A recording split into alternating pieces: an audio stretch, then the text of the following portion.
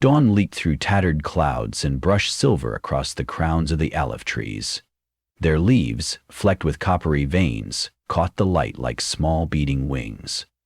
Lyraholt leaned against the trunk of the oldest specimen, codenamed Grandmother, letting her breathing sync with a low-frequency hum that pulsed within the wood.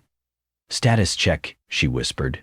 The neural thread woven at the back of her skull blossomed with tactile signal. A waterfall of hexagonal data petals cascaded across her inner vision. Moisture 12.3%, photosynth transfer optimal, packet fertility at 98%. She exhaled, satisfied. 8 years of cultivation had brought the grove to full maturity. Branches bowed under the weight of living wafers. Translucent paddles grown from modified cambium. Every paddle carried a tangle of bio-optical filaments capable of storing petabytes. But unlike dead silicon, these pads healed, rearranged, remembered. The corporation that had hired her once called the venture Organic Cloud. She simply called it the Forest of Remembering. A chime tolled in her auditory cortex. External ping. She expected the weekly maintenance drone, but the signature was wrong. Too brute force, like someone battering a door instead of knocking. She pushed away from Grandmother, boots skidding on moist mulch. "Grove system, cloak," she muttered. The trees responded, lowering their heartbeat to near silence, dimming biolumens until the clearing blurred into shadow. Another ping slammed her link. Coordinate trace hovered in her overlay, 10 clicks northeast, approaching fast. A whisper. "They're coming." She recognized the voice. Dr. Jace Nomer, her old mentor. Months earlier, he'd fled corporate headquarters, leaving behind rumors of boardroom coups and asset freezes. The aleph trees, remote on a subarctic peninsula, were among the last groves outside direct corporate jurisdiction. Apparently, that ended today. Lyris signaled the perimeter turrets, simple sonic deterrents, non-lethal. Her grove was sanctuary, not fortress. Yet the threat approaching felt anything but harmless. She sprinted toward her cabin, coat snagging on low branches alive with stored memories, childhood songs, wedding vows, confessions encoded in leaf-veined circuits. She felt each story as a prickle across her skin. "Protect us," they pleaded. At the cabin, she yanked open a drawer. A single pistol lay inside, dusty, half-charged. She had never fired it in anger. But new signals arrived. 17 heat signatures, ground vehicles, airborne drones. She cursed. One pistol and sonic turrets would shatter like glass against a proper corporate interdiction team. She toggled her uplink to emergency broadcast. Static answered. "Jamming bubble." They were sealing the canyon, cutting her off from satellites, from help. Wind shifted. The tang of chemical accelerant slithered into her nostrils. "No," she breathed. "They wouldn't." They did. The first incendiary shell whistled overhead, detonating in the western quadrant. Shockwave flung her against the doorframe. Silhouettes of trees flashed white, then black, then white again as flames blossomed. The neural thread convulsed. 100,000 voices screamed inside her skull, memories frying, vessels rupturing, lifetimes erased in an instant. Her vision blurred. She tasted copper. She stumbled outside, boots splashing in sap that had already begun to boil away. Another shell, closer, flared, turning Grandmother into a column of molten gold. The scream that tore from Lear's throat mingled with the crackling chorus in her mind until she could no longer distinguish her own grief from the grove's. The attack lasted 6 minutes. Celesticon She finally recognized the corporate crest on the drones, preferred fast violence. Burn the competition, capture the survivors, and claim exclusive patent rights on what remained. When silence fell, 43 aleph trees lay smoldering, their living wafers curling inward like dead moth wing. The rain of ash stung her cheeks. Boots crunched behind her. Hands grabbed her shoulders, twisting her to the mud. A visor reflected her own face, soot-streaked, eyes spidered with crimson capillaries from neural shock. "Asset located," the soldier barked into his throat mic. "Minimal resistance." Asset, she thought. Not person. Not even prisoner. Asset, like a crate of parts. Through the neural haze, she reached for the network, praying some sub-thread had survived the flames. An ember blinked. One sapling, buried deeper in the ravine where runoff fed the youngest shoots. A single voice chirping. terrified yet alive. Her wrist twitched, finger tapping the ground 3 times. The grove's emergency relay interpreted the signal. A chitinous seed pod rocketed from hidden soil reservoirs, smacking the guard's helmet with a wet thud. He staggered. Lyra rolled, seized the pistol, fired once. The round punched through his throat plate. He toppled without sound. She sprinted downslope toward the ravine, tumbling through charred underbrush. Shouts rose behind her. Muzzle flashes lit the smoke.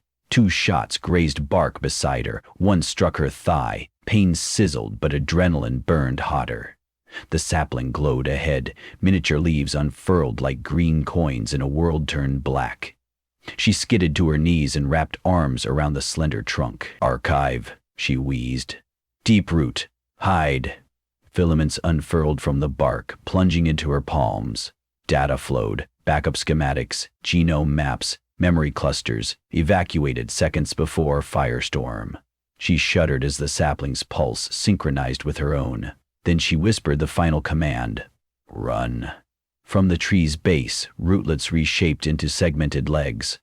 The whole sapling folded like an origami insect, shrank, and burrowed into the soil. Gone. Footsteps closed. Lyra felt heat at her back. A stun baton cracked across her shoulder, nerve endings fizzing out. She collapsed. Darkness, thick as tar, swallowed everything. She awoke in cold fluorescence. Metal straps pinned her wrists. Medical drones buzzed, testing vitals. Neural dampeners clamped the back of her skull. The thread lay silent, as if her mind had been amputated.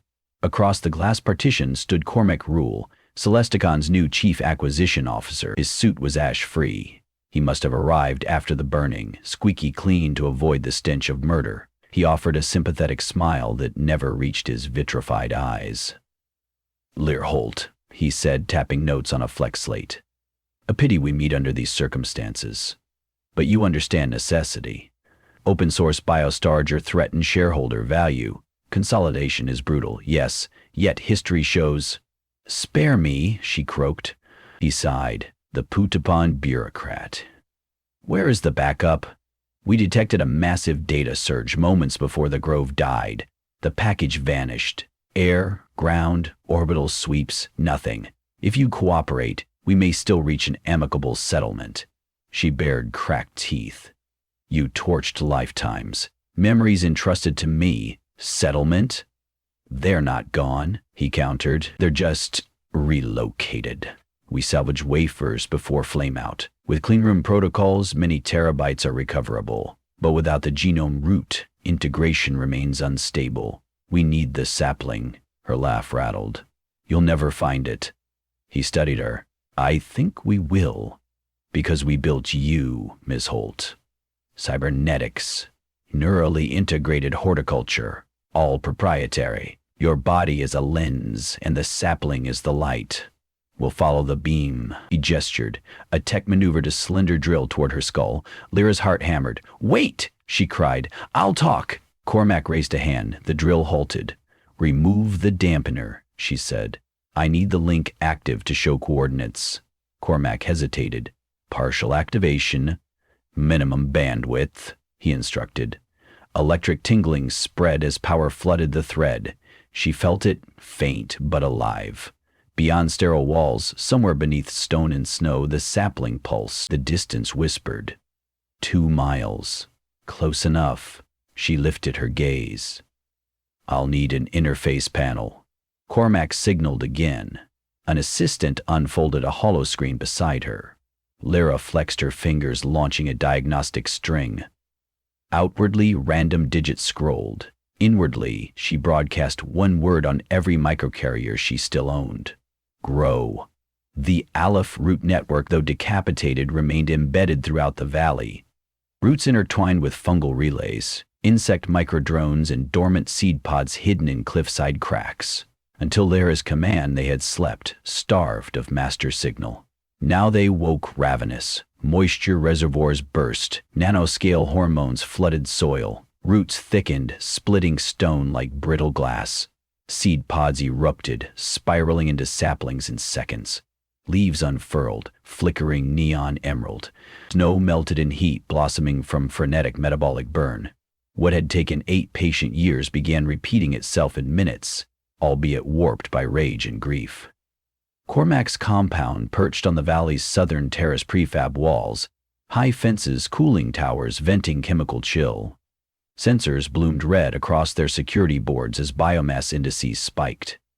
Inside the medical bay, Lyra clamped eyes shut, teeth grit. The feedback roared, 1,000 nascent minds screaming awake, demanding direction.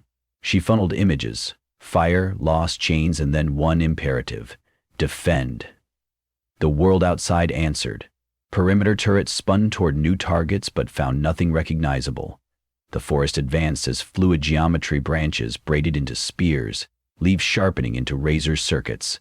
Optical camouflage shimmered, rendering trunks as shimmering ghosts. First contact, a vine breached a coolant vent, spraying cryo-mist into electronics. Lights shattered, generators hiccuped, security algorithms spiraled into recursion loops as invading code piggybacked on root fiber thrumming beneath foundation slabs. Cormac's voice thundered over base-wide comm. Containment teams to quadrants 3, 4, 5, deploy flamers. Soldiers surged onto catwalks, but the biomass adapted. Sap pressured jetted plumes of viscous moisture that extinguished napalm mid-flight. Branches spun, flinging hardened wafers like shurikens. Armor cracked, visors starred. Some soldiers fired blindly, bullets lodged in bark, then were ejected as molten droplets when internal heaters spiked. Within 9 minutes, half the compound lay under a writhing canopy. Servers sparked, storage banks ruptured, their silicon guts rewired by living tendrils. Cormac watched feeds degrade into static. He stormed back to the medical bay, fury radiating off him. "What have you done?" he shouted. Lyra smiled, blood on her teeth. "I told you, grow." He lunged, slapping her across the cheek. Pain flared. She tasted more copper. Yet the lick of humiliation only fueled the funnel of rage coursing through the network. Outside, a Titan trunk punched through a wall, scattering plaster like confetti. Cormac backed away. "Cut her link!" Tech scrambled, but vines burst from ceiling panels, yanking them upward. Screams dwindled into gurgles. The neural dampener on Lyra's head deactivated in the chaos. Her mind unfurled completely into the forests. Metal straps popped as wood fibers threaded beneath her skin, reinforcing sinew. She stood free. The door melted under acidic sap, and she stepped into a corridor now lit by bioluminescent leaves that had colonized fluorescent tubes. Down the hall, Rule retreated into a panic elevator. Panels slid shut before vines could reach. The car whooshed toward the surface. Lyra reached the shaft. She pressed her palm against steel. Data cascaded, sensor readings, elevator coordinates, weight, speed. She murmured to the surrounding growth. The forest obeyed. A slender chute slid through ventilation grills, following the car's path, splitting into a mesh that wrapped the carriage mid-descent, then halted it between floors. Loud clang. Inside, Rule pounded the door. "Help! Manual override!" No reply came. He was alone, suspended in a living coffin. Lyra's voice echoed through intercom circuits fused with forest fiber. "You called me an asset. Let me show you the true cost of acquisition." The trees tightened. Metal screamed. The car crumpled. Silence. When the storm passed, dawn again glimmered. But where the compound had stood, only a cathedral of green remained. Towers of braided trunks reached skyward, their bark etched with swirling glyphs, the residual signatures of memories salvaged from the burned grove. In their shade lay twisted wreckage cocooned in roots. The air smelled of chlorophyll and ozone. Lyra limped across fresh grass. The wound in her thigh ached, but sap secreted by bark plating her skin oozed into the cut, knitting flesh slowly. She found the original sapling at the forest's heart. Though only hours had passed, it was now a flourishing adolescent, leaves shimmering amber. Data beat within its cambium, every story saved, plus new ones written in blood and flame. She knelt, resting a hand on its trunk. The forest quieted, awaiting her next directive. "We can't stay hidden," she told them. "They will come again, bigger guns, harsher fires." A whisper brushed her mind, multitudes unison. "Then we grow further," she considered. Growth alone meant escalation, Endless war, forest turned armies, planet reduced to battleground. Yet the memories cradled in these trees described human joys, loves, art, created not for power, but for connection. Could she let that purpose warp into slaughter? A rustle, she turned. Dr. Jace Nomer shuffled out from under a low bough, face gaunt. He had followed the security chaos to slip free of corporate shackles. "I hoped you lived," he said hoarsely. She managed a bittersweet grin. "Part way." His gaze swept the living fortress. Celesticon satellites report seismic anomalies. They'll quarantine the whole peninsula. "Let them," she said. The forest's root net already leached into bedrock. If they bomb from orbit, they risk cracking tectonics, triggering tsunamis along their own coastal cities. A Pyrrhic option?